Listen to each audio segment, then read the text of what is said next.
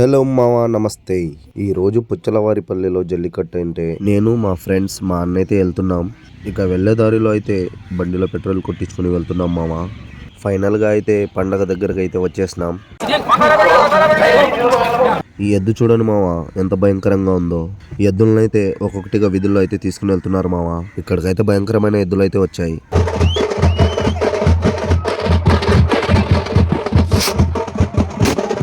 పండగ స్టార్ట్ అవడానికి ఇంకా హాఫ్ అన్ అవర్ ఉందనేసి ఇక్కడ అన్నదానం చేస్తుంటే మా తమ్ముడైతే వెళ్ళి తెచ్చాడు. నేనైతే కడుపు నిండా అయితే తినేసినా మావా. పండగ అయితే స్టార్ట్ అయిపోయింది మావా. ఈ ఎద్దు అయితే చూడండి కొయ్యిలే తెంపుకొని వచ్చేసింది.